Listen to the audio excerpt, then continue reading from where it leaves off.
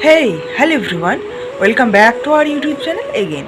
This is the 24th day of my 60 days challenge that I shoot for you. And after watching this video, you find some tips and tricks. So, without delay, now let's get started. সকালে ঘুম থেকে উঠে fresh হয়ে চলে আসলাম breakfast নিয়ে। প্রতিদিনের মতো ব্রেকফাস্টে ছিল ছোলা বাদাম আর অঙ্কুরিত মুগ কড়াই। তো এই দিয়েই ব্রেকফাস্টটা সেরে নিয়ে পড়তে বসলাম। আমার আজকের সেকশন হচ্ছে জিকের সংবিধান রচনার পটভূমি, মানে একদম গোড়ার কথা। তো গণপরিষদটা রিভিশন দেবো আর খসড়া কমিটিটা রিভিশন দেবো, তারপরে এর ওপর থেকে প্রশ্ন উত্তর পর্ব মক টেস্টে দিয়ে নেব। তো চলো আমি এখন পড়তে থাকি। ডিউরিং পিরিয়ড যে কোনো চ্যালেঞ্জ কমপ্লিট করা আরও চ্যালেঞ্জিং হয়ে দাঁড়ায় এই সময়টাতে। তো এই সময়টাতে কিছু টিপস আমি তোমাদের সাথে শেয়ার করে নেব, যেগুলো আমি মেনে চলি। প্রথমে আসে খাওয়া দাওয়া। তো তোমরা যেমন খাচ্ছ তেমনই খেয়ে যাও, আর শুধু খাবারগুলো একটু গরম খেও, কারণ এই সময়টাতে ঠান্ডা খাবার খেলে যেটা হয় ব্লাড ক্লটিং হয়ে যায়, আর তখনই আমাদের পেনটা শুরু হয়। আদারওয়াইজ কোনো সমস্যাই হয় না। আর কিছু কিছু ফুড একটু অ্যাভয়েড করার চেষ্টা করো, যেমন খুব রিচ খাবার আর টক জাতীয় খাবার। শসাটা, কারণ শসার ওই যে বীজগুলো থাকে ওগুলো খুব ক্ষতিকর। আর মোটামুটি সহজপাচ্য জিনিস খাওয়াই ভালো এই সময়টাতে। তো এই রইল আজকের কিছু টিপস। ডিউরিং পিরিয়ড তোমরা কি কি ফলো করবে, তো আমি এগুলোই ফলো করি। আচ্ছা, এখন আবার আসলাম তোমাদের কয়েকটা প্রশ্নের উত্তর দিতে। তো তোমরা অনেকেই জিজ্ঞাসা করো যে ইংলিশটা কোন বই থেকে পড়ি।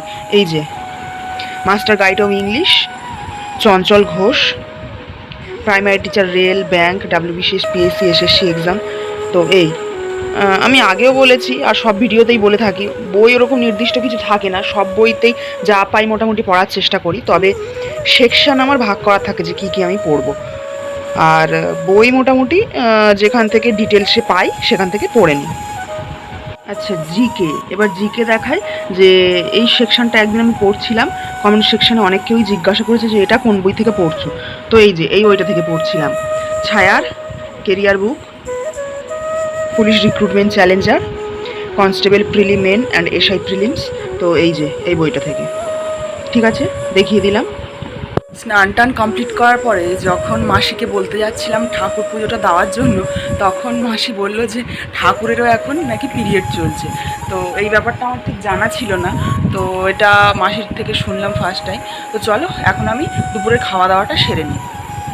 ছোট্ট করে এখন দেখিয়ে দিই আমার লাঞ্চের থালিতে কি কি থাকে। তো প্রথমেই যেটা রয়েছে করলা ভাজা, তারপরে ওদিকে রয়েছে ডাল, আর এটা রয়েছে ঢ্যাঁড়স, আলু, বেগুন দিয়ে একটা মাখা মাখা চচ্চড়ি, আর এটা রয়েছে একটা পেঁপে, কলা, আলু দিয়ে ঢ্যাঁড়স দিয়ে একটা পাতলা মাছের ঝোল। তো এই তোমরা ম্যাক্সিমাম সময় আমার লাঞ্চের থালিতে দেখে থাকবে যে সবজির পরিমাণটা বেশি থাকে, আর দু এক কুচি মাছ থাকে, কুচি না, দু এক পিস মাছ থাকে। দুপুরে খাওয়া দাওয়া কমপ্লিট করার পরে একটু রেস্ট নিয়ে বিকালে চলে আসলাম হোটো স্টেশনে একটা পাঞ্জাবি ডেলিভারি দিতে। তো আজকের ব্লগটা যদি একটু ইনফরমেটিভ হয়ে থাকে তোমাদের জন্য, ভিডিওটা একটা লাইক, শেয়ার অ্যান্ড সাবস্ক্রাইব করে যেও।